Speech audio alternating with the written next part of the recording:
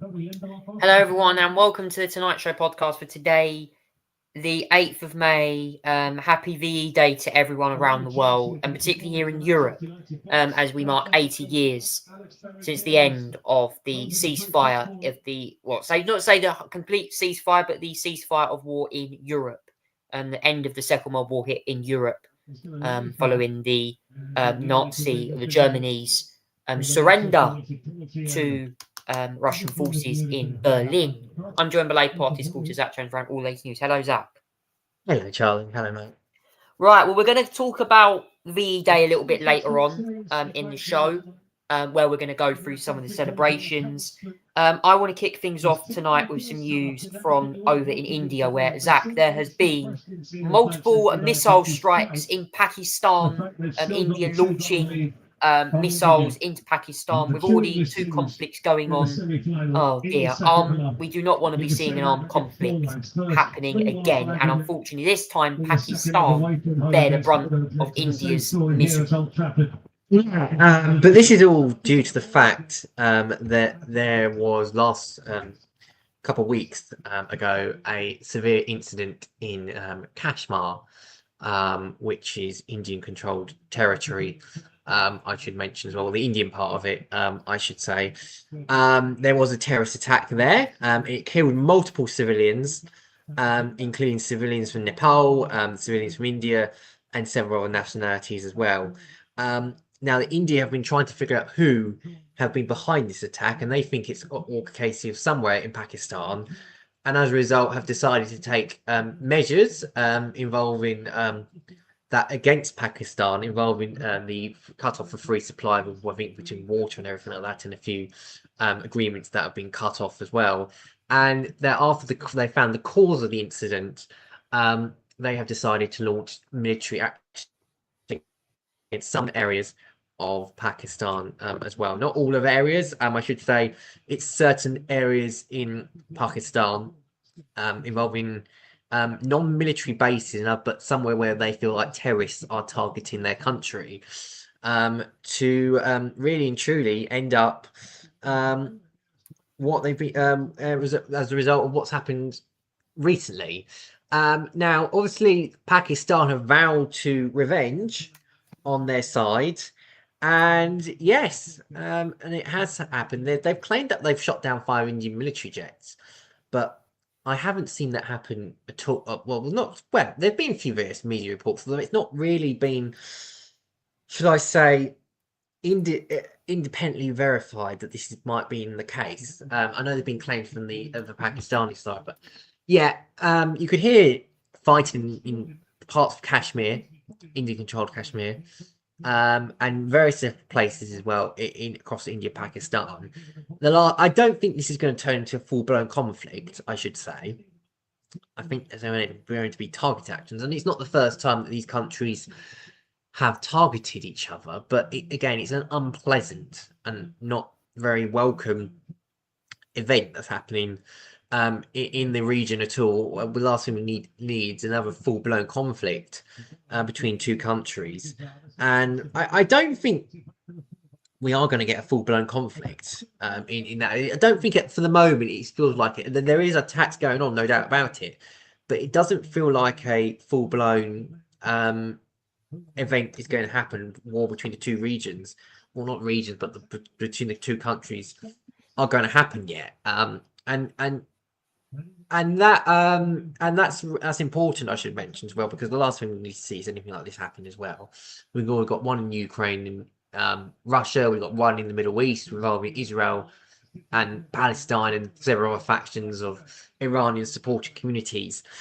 I don't think I mean, we don't need that at the moment, and I don't think it will happen right now. I hope not, and I think there are ways. I think with a bit of diplomacy, I think there's a lot more room for de-escalation than compared to last time. I think it's worked before, and I think it can work now. So that's what I think I've got to say about it. It's important that there are conversations diplomatically, but also involving them too, and other countries as well. I think that's really important that happens.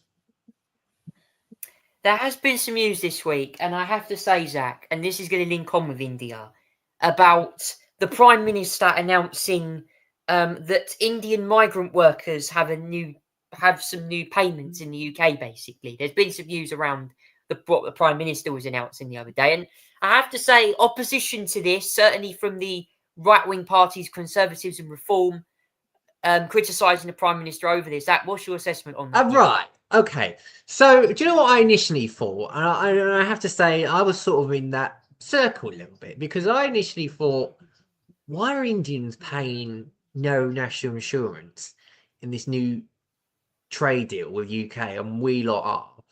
But then I realised there was a reason for it. And it now I understand it. It actually seems perfectly legit and understandable.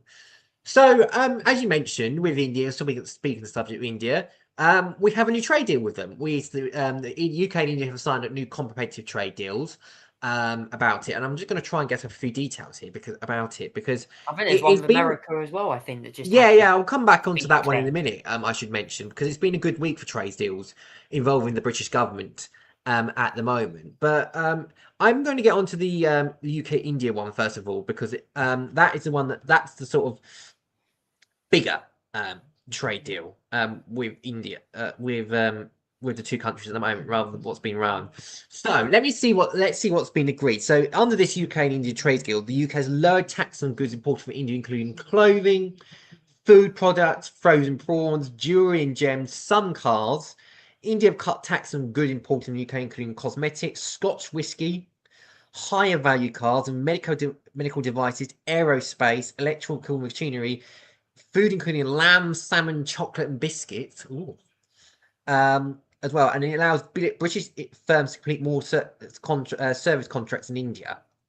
It won't come into force up to a year yet, this trade deal, because it has to go through usual measures. So tariffs on whiskey and gin being imported to India from the UK will be halved from 150% to 75%, before reducing to 40% by the 10th year of the deal. Car tariffs will fall more than 100% to 10%. That's a bargain if you think about it. That's a really good deal. And that will definitely increase the economy as well. But there was also a little bit on there, and as I mentioned, about national insurance contributions and for specific Indian workers. So, for example, some of it will cover Indian workers that are sort of like a dual working between Britain and India under this. So, under this rule, that there will be a small number, I think about 2,000 workers potentially under the estimations, that would not be paying national insurance tax on their work. And the reason for this, and there was a lot of house opposition first before, people that are completely uneducated, and I sort of was wondering this in the first place, but now I realise why. The reason why they're not paying national insurance on this is because there's a double taxation thing. They already pay. They could be in a situation where they pay, for example, contribution in India and then contribution in the UK. That would make it, you could say, unfair for them generally overall. So, in this instance, they will still have to contribute to the Indian tax under the deal, but they don't have to pay national insurance. Now, I saw a lot of outrage about this, and I understandably so at first, but now I realise it's a bit fully fledged ridiculous. First of all, the NHS surcharge still applies in this deal, so the Indians will still have to pay the NHS surcharge tax for services the NHS if they want to, get our medical treatment here, for example. But we have this double taxation rule in many other trade deals. Of course, I could name you like 20 about them. I couldn't really name you 20, but there's about 20 other countries that we have this double taxation rule where these people do not pay national insurance here but still contribute tax whatever in their same country. And then the Conservatives, when they read this bill, were completely outraged, saying that that Labour working in Britain by taxing workers here in Britain but not foreigners abroad.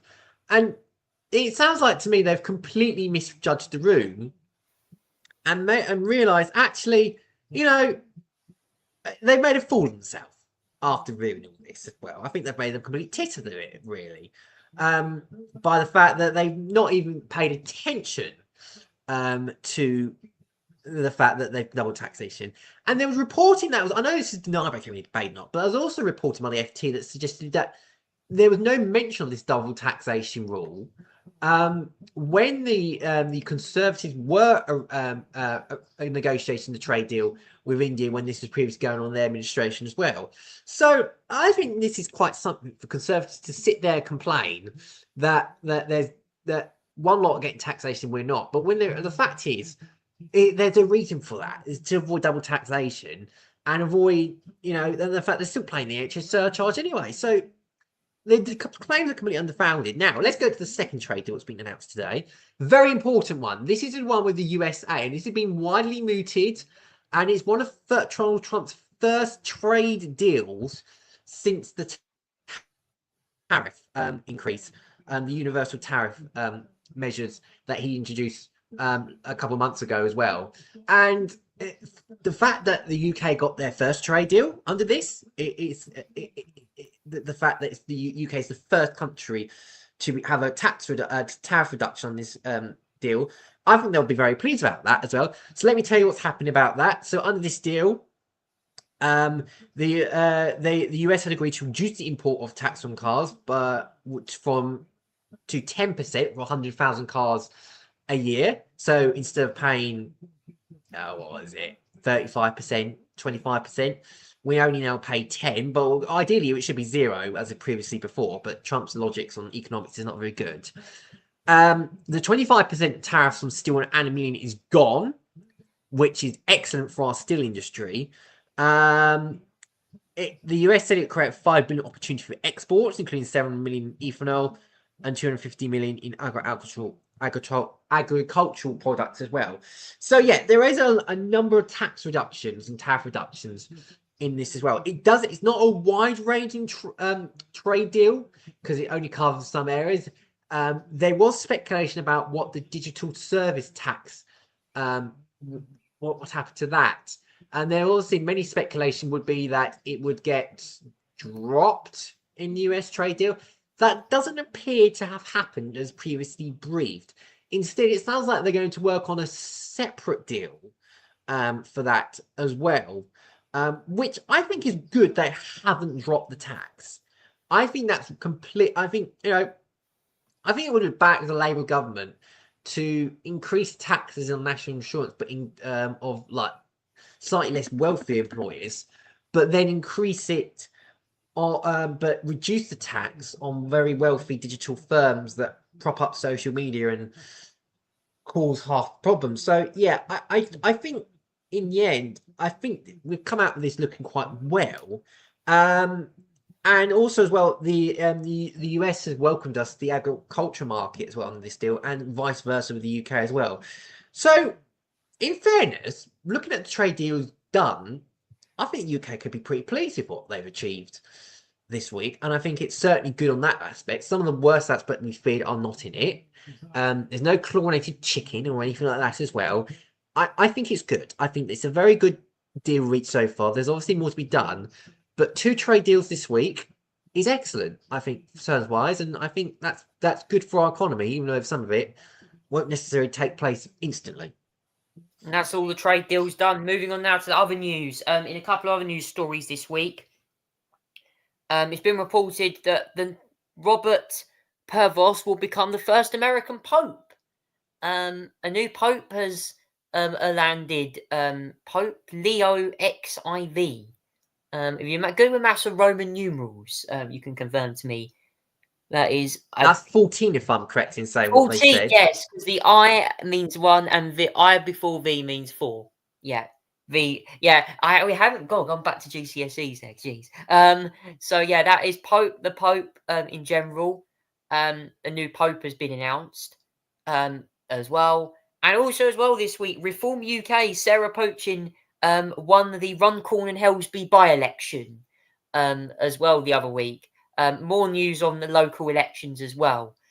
Zach, what do you make to these 2 news stories? Also as well, Parliament this week in general. Yeah, let's start off first of all with the Pope news today, because Papa Padam, we have a new Pope. it is the first ever American Pope. Robert Prevost, also known as Pope Leo the 14th. I think it's 14. I Yep. think got my new Roman numerals right on that one as well. He's 69 years old. He's the first American Pope, but he's also speaks fluent in 5 different languages, from what I understand, as well. We know this week there's been the conclave, where the cardinals gather to decide who the new pope was. There's about 123 of them, if I'm remind me, and it's actually exciting times if you're a news watcher, and staring at an item for half the majority of today and yesterday, because we could tell what would happen if there's where they meet in the church, they've got a chimney, they build smoke, and if there was black smoke, then means there wasn't a pope elected on the first round, on that round of votes. But if there was white smoke, that means that a pope was being elected. Robert Prevost became that pope as well. Now, reading up a little bit of information about him, he's a bit of a. It sounds like he's going to be a sort of a compromise, centrist kind of pope, following on from Pope Francis, actually. He's 69, 267th occupant of the throne. He'd be the first American as well. He's born in Chicago, and he's ordained as a priest in 1982, although he moved to Peru. He regularly returned to the US to serve as pastor. He has dual nationality. He is followed as a figure who remember marginalized communities, help build bridges in the local church. And it sounds like from his little speech today that he wants to build bridges with the Catholic Church globally and nationally as well, in the Vatican as well. After reviewing his choice, there are some pluses and negatives. I know he said previously in 2013 that he was complaining about certain practices of LGBT families. I know this is going to be a big issue since then, but it does sound like he's he's compromising a bit on those sort of comments in the past, and actually he seems a little bit more progressive than what we've seen today. In fact, if we go and look up the new pope, actually there's some very interesting things. Of the Republican Party at one point, I saw. Well, no, I don't know about that. I mean, there was something about it. It might have been that he voted in an open Republican primary or something like that. I don't know. There is interesting things that has been said about this new pope. If you go through his Twitter feed in the past, or the X feed actually, I'll give you some stuff. Go as far as March, where he tweeted, "JD Vance is wrong. Jesus doesn't ask us to rank our love for others." And then he also posted an article, Pope Francis' letter, JD Vance's Ordo Amoris, and what the gospel asks us all on immigration. Interesting. And then there's this. He retweeted, this is just back in the 14th of April, by the way, as Trump and Cody used overall to face illicit deportation of a US resident, once an undocumented El Salvadoran himself, this is a retweet of Rocco Palmo. Now DCOX plus Evo asks, do you not see the suffering? Is your consequence not disturbed? How can you stay quiet? This is some of the stuff that Robert Prevost has retweeted only in the last couple of months. So some would say that, you know, actually he's not as conservative as some is making out to be, actually, as well. So yeah, it looks like his views have been interesting as well. He knew, yeah. So it turns out he hasn't tweeted in since 2024, sorry, and he came back to Twitter to criticize JD Vance in some of these tweets as well. He criticized JD Vance's take on Jesus, posted an article critical Vance's statements on deportation policies, retweeted the Pope helps twice, retweeted criticism of Trump Bacule's laughter at Abor Garcia. He also retweeted, we're banning all Syrian refugees, the men, women, and children most need help. What all more nation we are coming, Jesus weeps. So actually, he seems a lot more progressive than what he first seems. And he sounds like he's going to follow the steps of Pope Francis and do some progressive causes as well and modernise the church as well. He also retweeted as well Senator Chris Murphy back in 2017. To my colleagues, your cowardice act cannot be whitewashed by thoughts and rioters. None of this ends unless we do something to stop it. That tweet was referring to gun violence and gun shootings. So actually, he is a more progressive Pope than what some of the people are actually turning out to think he is. Some of the usual right-wing ringers are upset about this as well. So let me go and find somewhere as well. This is Laura Luna somewhere, I think, posted woke Marxist Pope, and then Qatar put this is so bad. Unhinged right wingers in that area, I'm afraid. But yeah, I have to say, I don't think he's too bad after all, the Pope, and I wish him well, wish him good help, and hopefully he does protect the church at all times. So yeah, that's one of the important things I have to say on that one. I'm going to move on to the local elections. You mentioned that, Charlie, as well. I think you mentioned that just in. I'll lump this in the same area as well. Yeah, what a night! What a night for reform! What a couple of days from the Reform Party. Underestimating at your cost. I mean, I knew they were going to do well, but quite frankly, I did not expect them to do as well as they thought they were going to do. So let me go through the 2025 local election results, because blimey, what a rummaging that was for certain parties. So let me just tell you this. Reform UK are only a start-up, and they gained, after this local election, 677 council seats and 10 councils just in their first year alone. They won that many as well. The Labour Party went down to 186 seats and lost one council. I'll come on to that in a minute. Ed Davey had a good night. He went up to 370 seats and won 100. Sorry, no, it's not 370 seats and won 163 seats and 3 councils.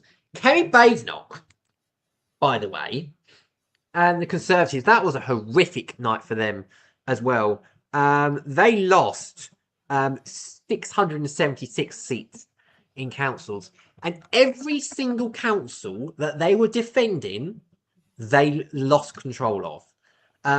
That was quite something. So let me go, for example, Kent, for example, Reform UK gained from the Conservatives. Can you just take that down for a minute, Charlie? Can you just scroll down the page for a minute? Because I think it will show you.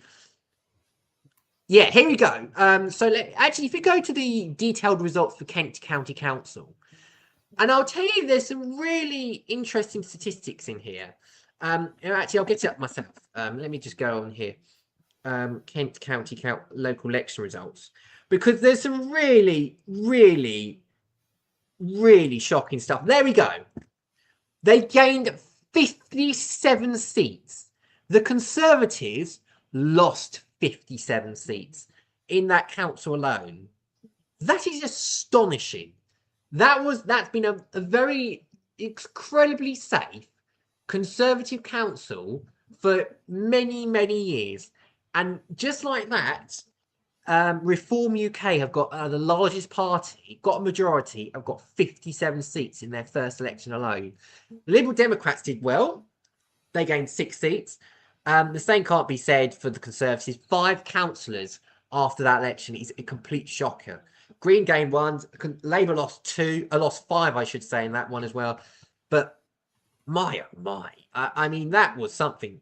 To lose 57 seats as an example as well is really, really shocking overall as well. Let me tell you other things as well. Lib Dems gained Cambridgeshire County Council. As now that was a no control. I'll tell you what the councils ones they lost. The councils that the Conservatives did lose. Lost control of Derbyshire Council. That was a fully fledged Conservative control council. Lost control of Devon, Gloucestershire as well. Hertfordshire went to no overall control. Lancashire is now gone Reform UK. after that's Conservative control. Leicestershire's now under overall control. Lincolnshire's gone from Conservative to Reform. Nottingshire's gone Conservative to Reform. Oxfordshire's gone Liberal Democrats. That's under overall control. Staffordshire's gone to Reform UK from the Conservatives. Warwickshire and Worcestershire have gone no overall control after being Conservative controlled. But the one I'm really surprised about, let me tell you something about it. Labour lost control of Doncaster to Reform UK. They just held the mayorship, but then they lost the council to Reform. And here's the shocking one as well. You want to hear this. Buckinghamshire, which has been Conservative council control for all its life, went no overall control. But that was because Lib Dems gained quite a lot of seats as well in that area. Cornwall, no overall control from the Conservative. That's now no overall control after Conservative rule. County Durham. Now, this is really interesting, this one. That's been sort of no overall control with the Labour Party involved in that one. That is now in full control of Reform UK. There is a certain council that's been elected to County Durham as well, Charlie, if you may have noticed. Darren Grimes is now a Reform UK councillor in Durham. You may remember he was on GB News, started his own stuff as well. He's now a Reform UK councillor in Durham. The world could not make that up. Darren Grimes, I believe. Yes.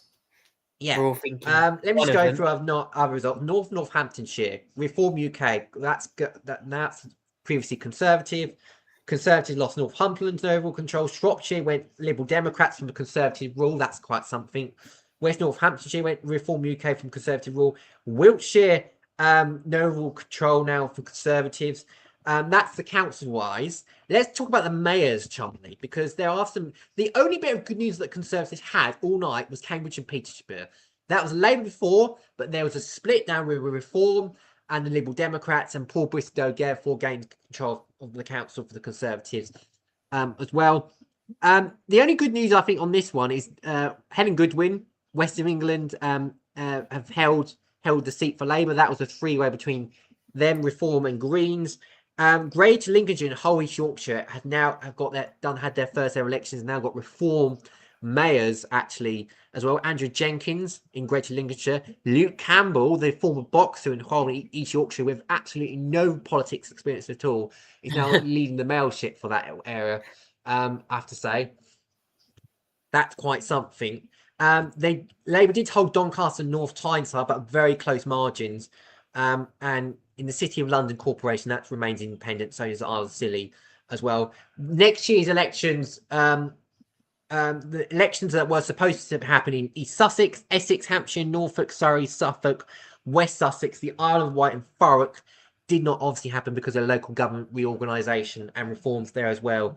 But I imagine in places like Essex and potentially Thurrock, the Conservatives and Labour would have bled to Reform and potentially lost their councils there as well. So yeah, that's a summary of local elections. And just one more, by the way, the Runcorn by-election. The Reform UK won that by a total of 6 votes after a recount. It had to go to recount, but Reform won that seat by 6 votes. And yeah, that means they're back up to having 5 MPs overall now. But what a night for Reform, and what a bad night for the Conservatives and Labour Party overall.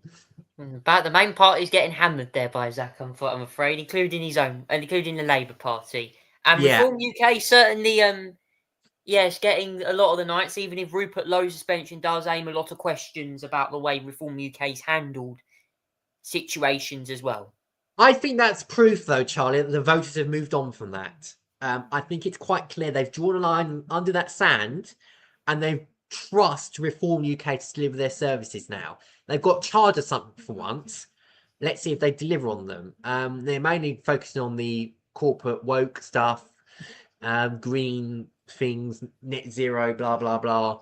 But anyway, it now appears that Republic are starting to treat Reform seriously and want to vote them in unilaterally across the country. And the Rupert Lowe stuff is now past news for them. Let's just be honest on that one.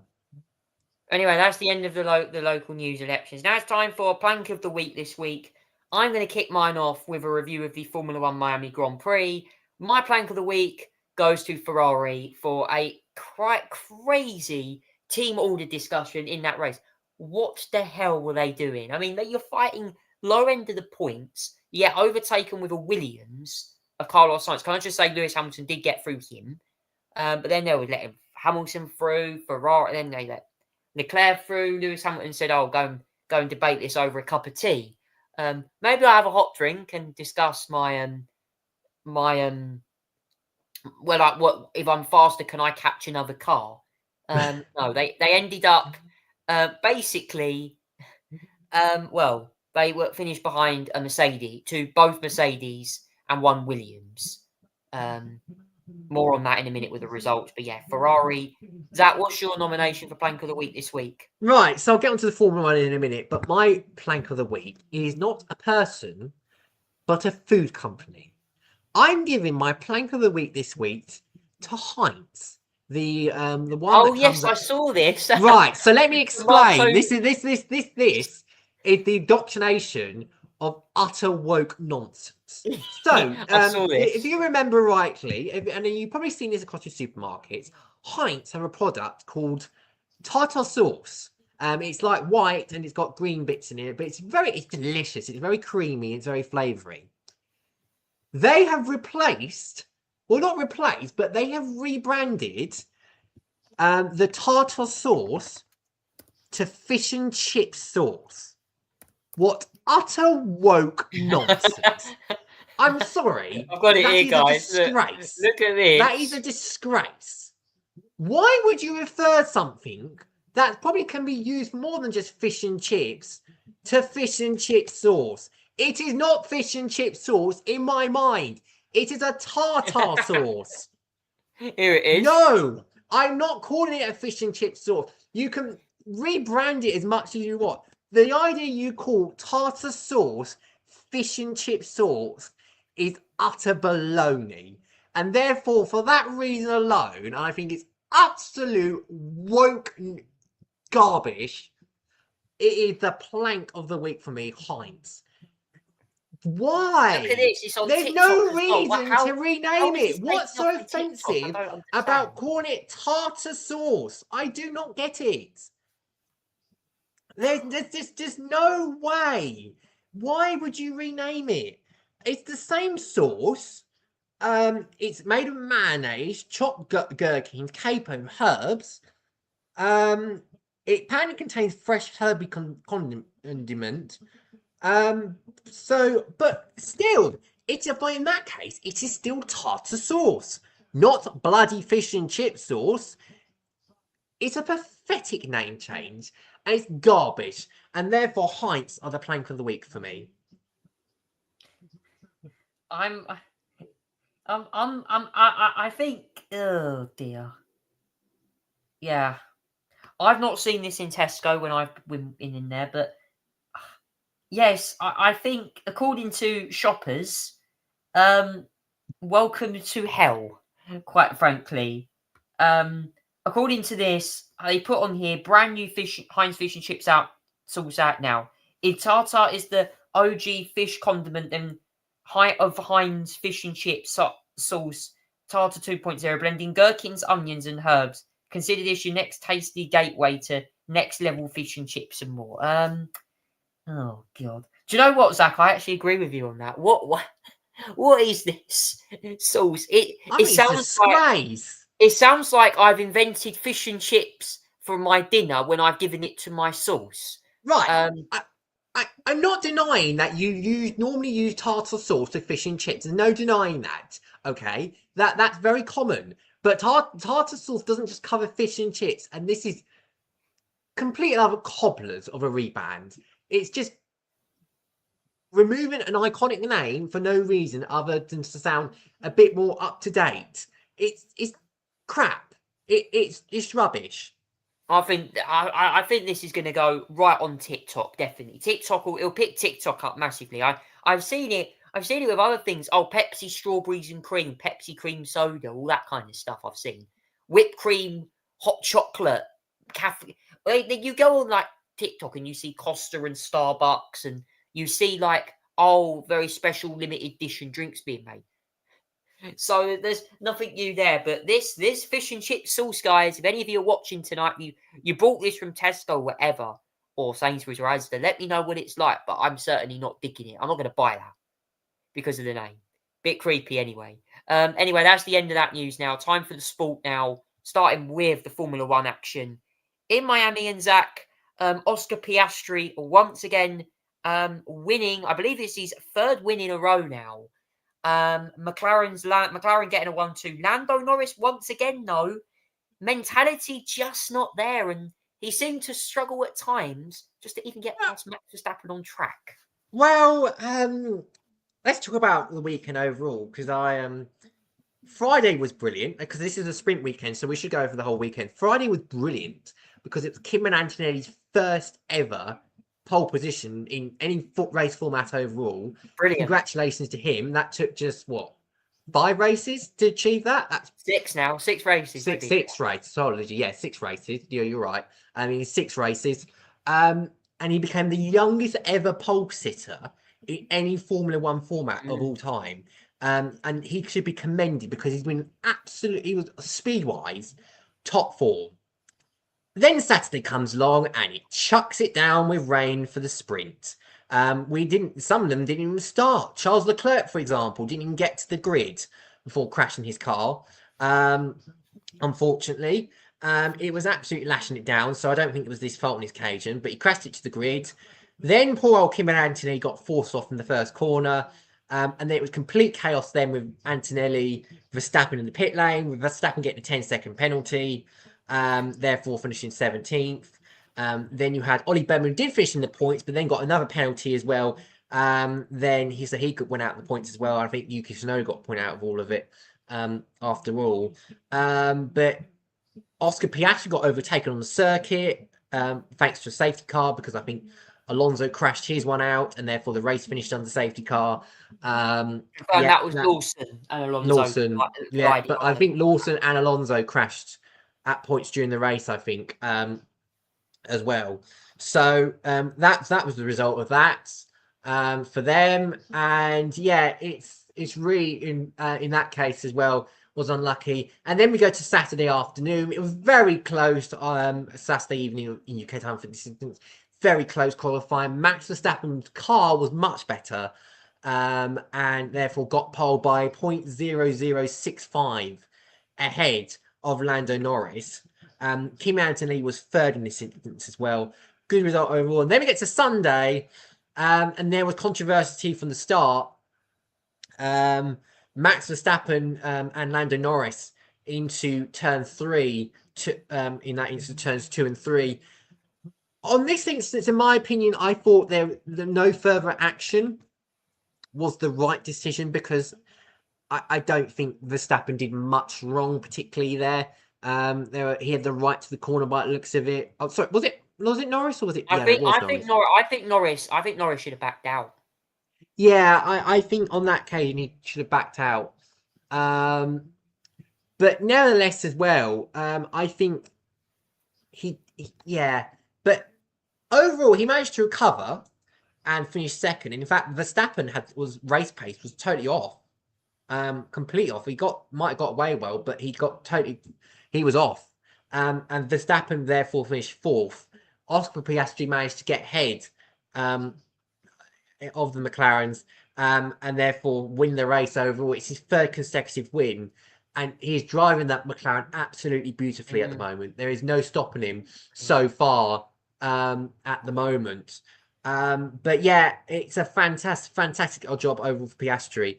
A 3rd consecutive win, a 1-2 for McLaren, by the way. And I don't think Lando Norris should be too disappointed with the result overall, because although he finished behind, he managed to recover overall at the moment. So yeah, I think Norris should be fine with that. George Russell finished 3rd. Very good result for him. And he's performing really well in Mercedes. I know he had a bit of a struggle Saturday, but race pace wise, excellent job. Max Verstappen 4th position, we said, into the race pace one there. Congratulations, Alex Albon, 5th position. What a result for him on that one. Antonelli sixth, best he could really do, unfortunately. It was a very messy race for Ferrari. Oh my goodness me. The swapping, the strategy, the back chatting. Lewis Hamilton wasn't too pressed in the radio, finishing 8th after giving the position back and then being completely faster than Leclerc. He had Sainz behind him as well, which nearly catched up for him. And that's well, some very sarcastic race messages as well. Ninth overall. Snowden was 10th, managed to get a point overall. Harjar 11th, Ocon was 12th, Pierre Gasly 13th. And if we just go down to a little bit, Nico Hulkenberg was 14th, Stroll 15th, Stroll 16th, Alonso 15th, Leo Lawson DNF'd, Gabriel Bortolesso DNF. Unfortunately for Ollie Behrman, he had a failure in the car, so he DNF'd. And Jack Doohan has DNF'd as well, and that's it for him for now in that Alpine seat, because he's now been replaced for the next 5 races by Franco Colapinto on a 5-race deal. And some extraordinary news in the last 24 hours, by the way, involving a certain Oliver Oakes, who was the team principal at Alpine, gone, out. For whatever reason, he resigned. Now, as I read in reports this evening that his brother got arrested in Dubai on money laundering claims. So it may be something to do with that, potentially. But it was a very surprising exit, I have to say. And at the time, I was thinking whether him and Flav had an internal disagreement about the direction of the Alpine team. Flav would be a choice going to take over some of Oliver Oakes' responsibilities for a temporary basis now, which is extraordinary because Flav was once banned from being a team principal. Crashgate 2008. And then it got overturned by the court eventually. But it's quite extraordinary to see Flav back in F1 running a team for a little bit. I call him. Oh, it's honestly something as well. But yeah, Colapinto is in that seat next 5 races. I'm not saying that. I think it's harsh on Doohan. I think the gun's been out for him, even before he'd even driven that car. And I just think it was unfair. And I think he deserved a bit more chance. To be frank, I think Colapinto is a good replacement anyway, and I hope he does well. I think he will be excellent in that seat. Hopefully, he can perform that Alpine to good. But yeah, I'm pleased Colapinto at least that's taken that seat if it's not doing. I think Colapinto is going to struggle in that car more than the Williams. The Alpine seems a handful to drive. And as well as that, Zach, before we move on, obviously Piastri now leads the World Championship for quite a way now. But also as well, what did you make to Sainz and Hamilton having a little tyre rubbing dive bomb daredevil session down at the final hairpin?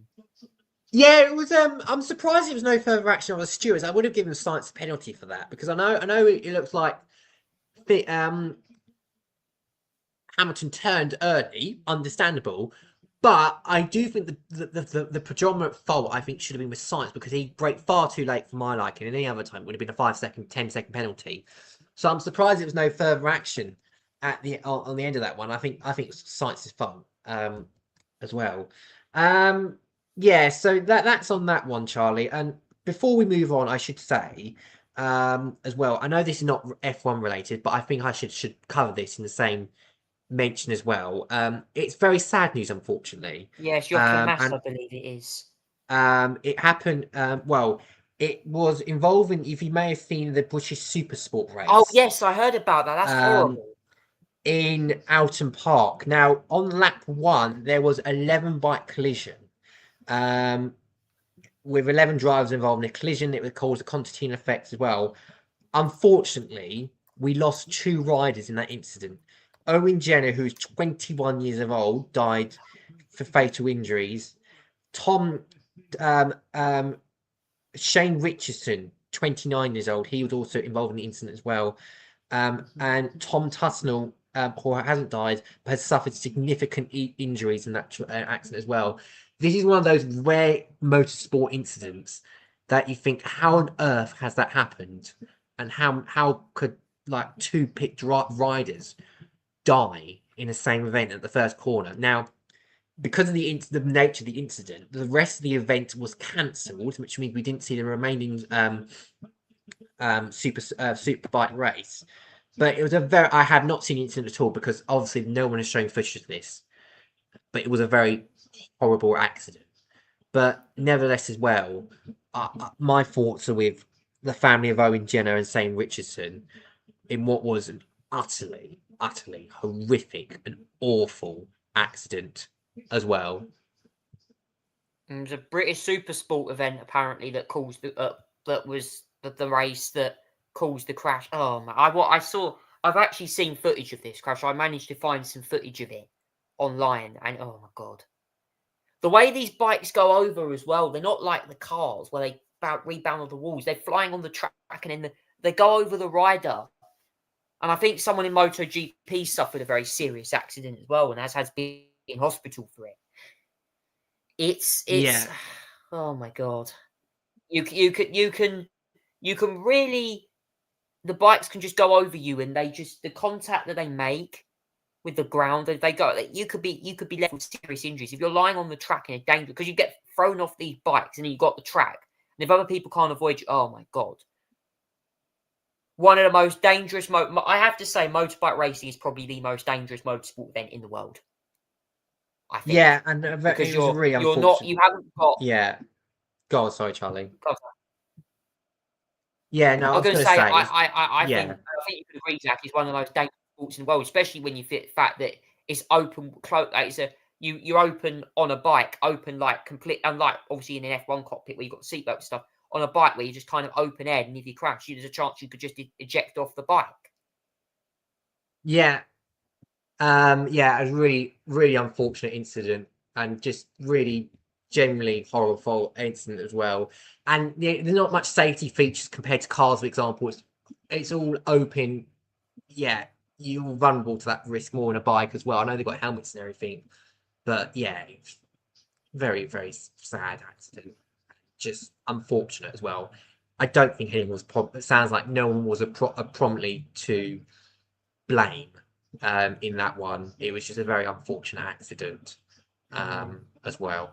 It's amazing. So, yeah. And the only and there's a fun fact for this, okay, to anyone who used to watch motorbike racing. The only winner, Carl Fogarty, used to compete in motorbike racing, and he was one of the only motorsport winners of I'm a Celebrity. So it shows you that Carl Fogarty proves that British superbikes and world superbikes certainly are notorious, but can also have great success in them. So this shows you the real reason why it's one of the most dangerous sports in the world. I'm sure he's had his fair few accidents, but he's got through and he's still here with us today. So yeah, that's all the latest news on that one. Moving on now to the football. I know a lot of you guys will want me to do that. And we're going to cover the snooker as well, because I think there has been some news this week in the snooker. Yeah. Can I mention, Charlie? I might as well get onto it before. I'm sorry, I know I'm cutting ahead of you a bit here, but it's very good news tonight for the English sides in the Europa Conference League, because the Europa League final is going to be Manchester United and Tottenham Hotspur. It's going to be both English sides are through, and therefore the final is Man United v Spurs in the Europa League final. I should mention as well, because Man United won 4-1 against Athletic Club tonight, and Tottenham are on their way to win against Bod Gilman on aggregate. And therefore, 21st of May 2025 is going to be Man United v Tottenham Hotspur in the Europa League final. So first of all, that is a fantastic result.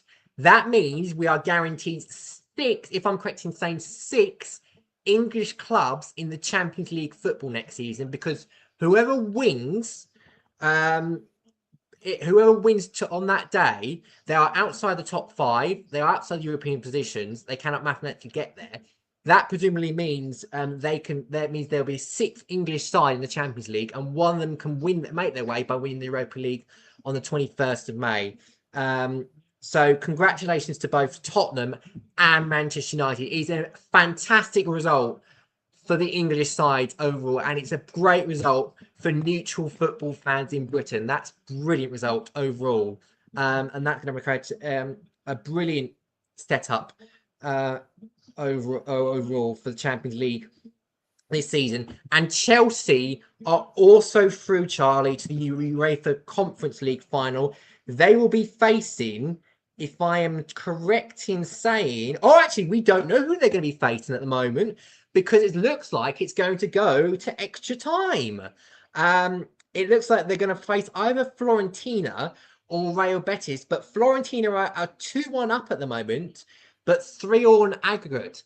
That means that it's going to go to extra time if Real Betis do not score another goal. So yeah, that's the situation there. It'll be Chelsea v one of Fiorentina or Real Betis at the moment, and yeah, it's that's the case at the moment, Charlie. So yeah, but great night overall for the English sides in European football tonight. It's fantastic news. It is the perfect scenario for the 22nd of May. Overall, it's a fantastic result for everybody involved in the competition overall. Yeah, and Tottenham's game's still not over yet, but they're going to go through. So it'll be Tottenham v Manchester United on the 21st of May at 8 o'clock in 2 weeks' time, Charlie. It's a tremendous, tremendous result for the English side, and that means we're going to guarantee a 6th English side in the Champions League next season overall. The same can't be said, though, for Arsenal last night in the Champions League. Lost to a very well PSG side, 2-1. Unfortunately, that means that they are out. PSG will face Inter Milan in the final in Munich after what was an incredible second leg between Inter and Barcelona that resulted in Inter Milan winning 4-3 and going into extra time. Incredible game overall, and it really was a fantastic result. It's just a fantastic game.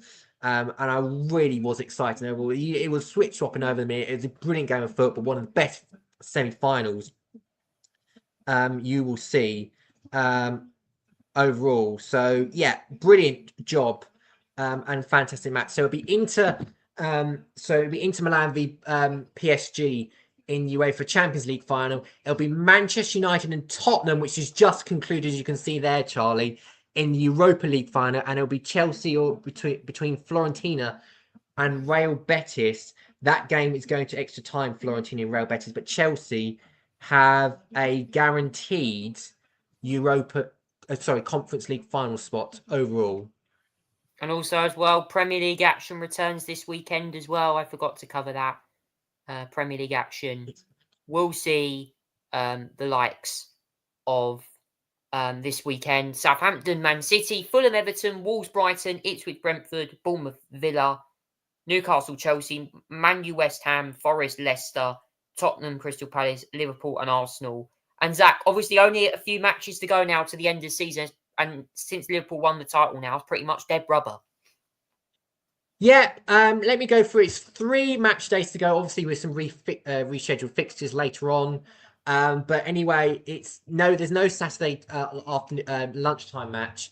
But there is pick some 3 o'clock games to keep an eye out on. Not much if you think about it. I mean, you could say Fulham and Everton is one to look out for in terms of Fulham's prospects trying to get a Europa Conference League or position. Wolves, Brighton, that's one to keep an eye out for as well. Same with Ipswich Town v Brentford. Bournemouth v Aston Villa. That's going to be an interesting one, Charlie. That's going to be a really crucial game for European football, that one at 5:30 on the Saturday. And then Sunday, there's actually 5 matches on the Sundays. At 12 o'clock, it's Newcastle v Chelsea on the 11th of May. And then at 2:15, Manchester United take on West Ham on that one. 12 o'clock, Newcastle v Chelsea is going to be really significant for European football prospects. Nottingham Forest against Leicester City, that's a really significant game, Charlie, because at the moment, that I think we need to keep an eye on that one. Nottingham Forest has struggled recently and needs to win against Leicester to have any chance of getting the Champions League spot overall. Tottenham v Crystal Palace at 2:15 as well. Not much in that. Liverpool v Arsenal, again, there's not really much in that overall now. It would have been if you said that a few weeks ago, but now it's not. That's at 4:30 overall as well. So yeah, that's the Premier League ties coming up this weekend. Yeah, that's all of the latest news there from the world of. And just quickly, Zach, on whilst we're here, the snooker, a first Chinese winner. Yeah, the World Snooker Championship this year was won by a Chinese, as well, I should say, Xiao Itong. I think I pronounced that. Yeah. As well. He was the winner of the World Snooker Championship as well. He defeated three-time winner Mark Williams 1812, become the first Asian player and amateur to triumph at the Crucible. He's 28 years old. Would you believe it or not? As well, and yeah, he's big in China. As well, he's an incredible final, and he's very dominant performance, by the way, as well. And yeah, it was an incredible performance as well. Well done to him. Congratulations overall. Yeah, that was a great one. Certainly enjoyed that one. Say the least. Now it's time for the musical interlude today, and I'm going to be throwing this one out there. This song is one that I think you all want to listen to, ladies and gentlemen. A classic, and we're going back to the 80s this week with "Faith" by George Michael. We'll see you in a few minutes.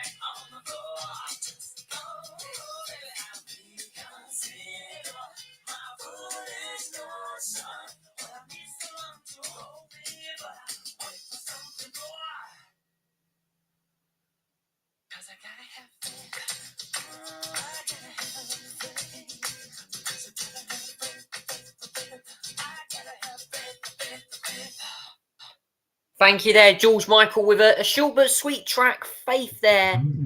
Certainly one of Michael's original solo tracks. What did you make to that 1980s classic by George Michael? Yeah, it's a good song, isn't it? It's a really, really good song as well. And one of George Michael's all-time greats, really, as well. And yeah, uplifting song. Definitely a feel-good, upbeat song from the 1980s there from George Michael.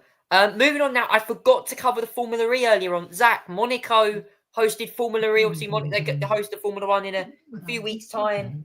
Very soon, actually, later this month. I think it's Indy 500 weekend near that. But yes, Formula E went there and some very interesting racing. Ollie Rowland winning one and Sebastian Buemi winning for the first time in God knows how long. Yeah, it was a good couple of races, I should say, as well. I think Monaco better suited for these circuits, Formula E cars, than F1, you could say. I mean, they're far more suitable, aren't they? I mean, they just are. They really are. So Oliver Rowland, this is race 6, by the way. One against very close against Nick De Vries in second. Then you had Jake Dennis in third. You had a good recovery in third position. And then Edward Mortara fourth. Nico Muller, 14th to 5th is an impressive result for him as well.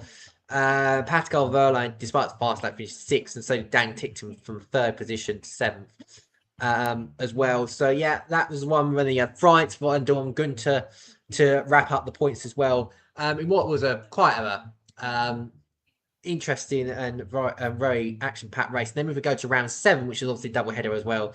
It was Sebastian Buemi, who's won for the first time since if I remember right, like he's won for season 5, I think it was. Yeah, that's the first win for Buemi in many years. So it's refreshing to see that. Oliver Rowland, second in place. He did start pole but didn't finish there. Nick Cassidy, look at that, 14th to 3rd. 15 points on him as well. Felix Costa was 4th. De Vries went down. So did Verm. Pascal Wehrlein went a little bit up from 10th to 7th overall. Maxime Gunter was 8th. Jake Dennis was 9th. Stoffel Van Dorn 10th. Robin France made his way up to the pack as well. The DNF with Nico Muller, Lucas Di Grassi, I'm afraid, in that race as well. So I think there were some good races. And next time out, Charlie, they're out in we're a little while away from them now. I think we've got that's 8. Yeah, so we've got about 2 weeks away from now. We are going to be racing in the streets of Tokyo for the first time as well. And I think, if I'm right in saying, that race is going to be under the lights. Probably could be an under the lights race in a week's time in Tokyo. So I'll be interested to see how that gets on. Yeah, it's another double header, by the way, on the 17th to 18th. I think the rest of the season, most of the rest of the season now. Most of the season is double headers, obviously, apart from Jakarta, which is a single. But we're going now. We got 5 tracks left, and yeah, we're going to be halfway through the season after this weekend in Tokyo. So yeah, very good, lovely stuff. Looking forward to that one in Tokyo. It's crazy how fast the season goes, and this season certainly is very interesting. The final race in London is on the 27th of July as well, so it's going to be very interesting. It's so quick a Formula E season. How quick does it go? Wow. I think it started late last year. Man, it's gone so quick. And in terms of the championship, this is where I want to talk about this quickly. Drivers' Championship, in terms of the standings, this is really interesting bit, because it's really interesting. All of the drivers,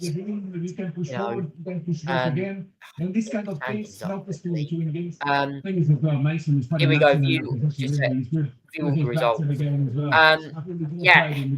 I think, if I'm correct, I'm pretty sure. No, it doesn't seem like I can get. I can't seem to find the driver's standings for Formula E at the moment. In fact, I will go on my phone and look him up now for you guys, for the Formula E Drivers' Championship standings. Here we go. So the drivers' standings for Formula E at the moment, Oliver Rowland is the championship leader on 115 points. Antonio Felix da Costa is behind on 67, and it's Pascal Wehrlein. So Oliver Rowland is running away with this. Then you've got Gunter, 6th, Arnaud, for Furline constantly within the chasing pack of Oliver Rowland. In terms of the rest of the drivers, looking at that, yeah, Van Dorn down in 15th, as well. No, Jaguar not doing that well. Dixon's down in 17th. Evans is 12th. Yeah, just not a great year for Jaguar.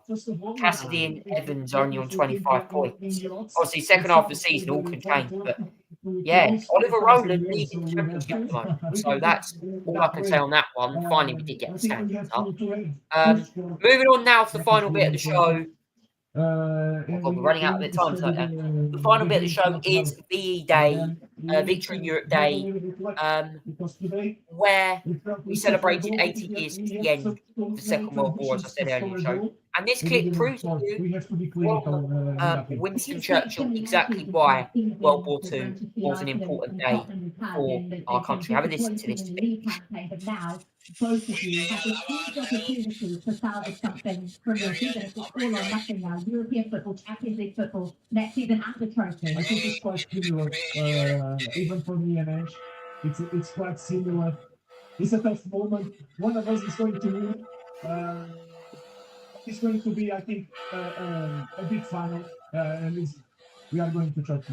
You have this connection with these Manchester United fans now. They're so excited. They're booking their flights. I don't know if there's even. Thank you there to it's so difficult. obviously Winston Churchill, who was the Prime Minister, led a coalition government during the Second World War 80 years ago. Since the end of the Second World War, ceasefire of Europe, the ceasefire from the German forces in Berlin. And yes, Winston Churchill making that historic speech to the UK there and whole of England to declare that the Second World War officially over, and many people there taking to the streets to rejoice that news. And I'm going to be playing for you a final song at the end of this show, which is of course play us out tonight. But before we do that, we're just going to quickly show you what's been happening around the world and obviously across Europe as well. There's been a VE Day concert spectacular as well taking place. Various artists performing such as Flirty, The Darkness, who are very well known for a Christmas single, as well. Freya Riding at the end of the day. Following the 2-minute silence across the UK, King Charles and the Prince of Wales laid wreaths at the grave, the unknown at the Royal Westminster Abbey. I certainly don't consider myself an RAF surviving veteran. Tell you, see, Zach, what do you make to today? Such an important day. The end of the Second World War, certainly 80 years ago this year. Yeah, absolutely. And today's been a very memorable day. It's probably one of the most one of the most memorable in quite a while. It's the sort of the final big sort of celebration event for VE Day, because in like 10 years' time, we won't be able to see most of these veterans that come along and served our country and fought for Britain whilst facing Nazi Germany. We won't be able to see those heroes. But Victory in Europe Day is incredibly important. It is the end of the battle against the Nazis, who finally surrendered and conceded defeat. And it showed that we could rise against fascism, against other countries like Italy and Germany in this instance as well. And it really showed that we defended our country, we protected our country, and we did it with our grace, by power, by strength as well. And then a lot of people commemorated that as well. Lots of fabulous veterans as well. We've seen events from Shetland, Cardiff as well. We've seen it from Buckingham Palace, where you saw that beautiful event on Monday with the procession there as well, to mark the event as well. And we've seen the concert tonight, which I haven't seen, unfortunately, but I heard it was very good, and the King was speaking there as well. So yeah, it's just hearing the memories and seeing the street parties as well. Yeah, it's great. It's because it makes us proud, obviously, to be British and show some English pride in our achievements and our what we did to save our country. Yeah. I mean, I remember as well, Pat Shepherd, according to this, I came face to face with a Nazi offender. She was remained oblivious to the war had ended. She was stationed at RAF Drim, an airfield in Scotland. She was unaware of the seismic news. But a few days later, several high-ranking Nazi officials, of course, that's from Germany, the officers flew into the airfield to surrender top military and naval planes, and Pat was asked to drive them across to the base. It was just curious, but I wasn't scared. And also a surviving RAF veteran called himself a hero. On 80 years, the UK's oldest surviving World RAF veteran remains most humble. I wasn't particularly frightened. Don't frighten easily. It's because I'm too thick. I don't consider myself a hero. Colin Bell, 104 age today. He was only 19 when he joined the RAF and piloted a Mosquito bomber during the Second War. Bell said he declined to enlist after narrowly escaping alive from an airstrike while on a night out in London. There's also Veterans Remembrance Day there at the National Memorial Arboretum there in Staffordshire as well there. All these veterans taking part in today's VE Day celebrations across the UK and of course across Europe as well. Such an important day, and to anyone who's done the silence that I did today at work, it's such an important day. We need to remember those who fought for our country 80 years ago this year since the ceasefire of World War II. So across Europe, it certainly was a huge day, and it will be, of course, later in the year as well when the whole war ended with Japan surrendering to America. So yeah, certainly very interesting in that respect as well. But to end the show off tonight, we're going to be playing for you an iconic Vera Lynn song. But before we do, Zach, any big news coming up in Parliament and the UK across the next week? I think there'll be intense discussion about the trade deals that we got with India and the US next week as well. Yeah, I think that's the only thing that I'm really thinking about that's potentially happening. Can't really think much what could be happening, but I'm sure we'll be hearing a lot more as well going on about it, and the fallout and the discussions about Labour policy on winter fuel payment, on benefits and everything like that as well are going to be in the headlines following on from their losses at the local elections. And certainly that will be an interesting one. And to end the show off with tonight, I'm going to play this, one of my favourite classic songs from the night. And this one is an absolute classic. Dame Vera Lynn, We Miss You. Vera Lynn is going to play this one, an absolute classic. And she's singing with, of course, some airmen and soldiers in this one. So it's a joint project. And this was the service and air of Her Majesty's Armed Forces. This is We'll Meet Again. Thank you for watching the show, guys, and we'll see you next week for another edition of the show. Take care. Great renovation. Duchess family making cider with nothing but love and teamwork, passing down generations of knowledge, getting perfection.